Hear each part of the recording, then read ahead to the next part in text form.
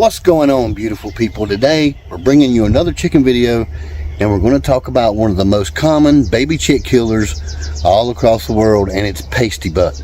We're also going to talk about what causes it. Most people don't want to tell you that. We're also going to give you ways to treat it and even prevent it. You guys stay tuned. There's a lot of information packed in this video. We're going to shut up and get right to it.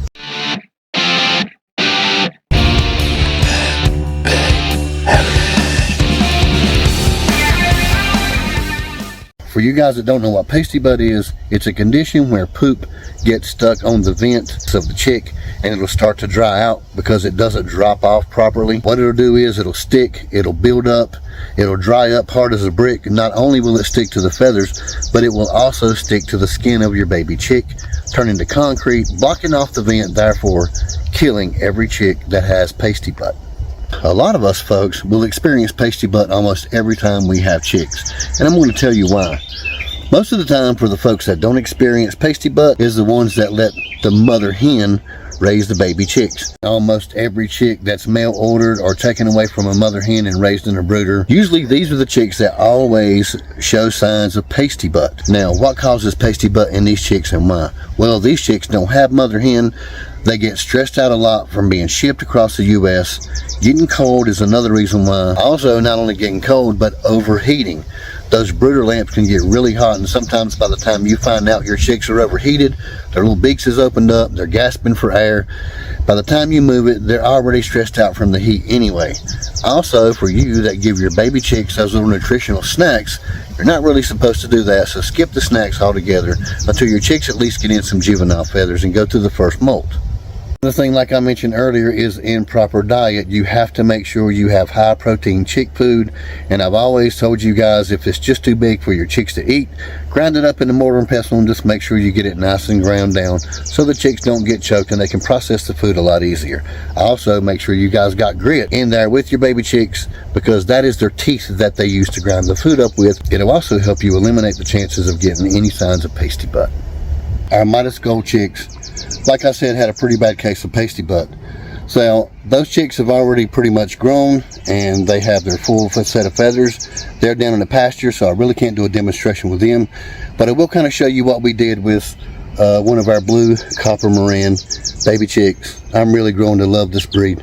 So anyway, the proper way to hold your chick is to make sure that their bottom legs is between your pinky and ring finger, and you want to rest their chest between your two fingers and obviously your thumbs on their back. Now, this gives you a direct circle right there with the bum.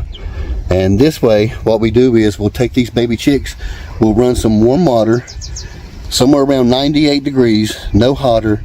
Please make sure it's not any cooler, because you're just going to worsen the problem of stress. So, you take these baby chicks, and what you'll do is you'll keep them held just like this, and you'll hold their little bums down in warm water, like I said, somewhere around 98 degrees.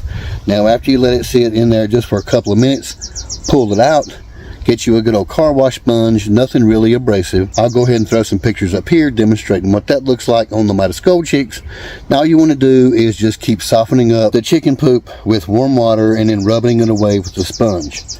Now, this chick here, the blue copper Moran, is a rooster. I can tell by the little band that I have on him. This chick is somewhere around 2.5, 3 weeks old. So we wouldn't really have to worry about getting this chick back under any light, because he's not needing any heat. So he doesn't have any heat lamps in the brooder where he's staying at. But if you do have chicks that's around 2, 3, 5 days old, that's still under a heat lamp, you're acclimating them down to the regular temperature, then what you need to do is make sure that as soon as you get that wet chick nice and clean and there's no more poop around the vent, get them back up under that brooder bulb as fast as you can, because the body temperature for a baby chick cannot experience very many degrees of drop or cooler than what they had inside the brooder. So you want to hurry up and get them back in, because you could cause a lot more than just stress when a baby chick is cold and wet. Now, if you want an in-depth and detailed description on everything known about pasty butt and all the different ways to prevent it and the easiest ways to treat it, with really high resolution photos and great instructions, then just go check out my new book, The Poultry Scrolls. Okay, beautiful people, that's it for this video. Just remember, maintain a proper diet, never too hot, never too cold, less stress, but you can prevent pasty butt with those 3 measures. So thank you guys for watching, and as always, you guys keep on keeping on, and we'll do our best to see you on the next one.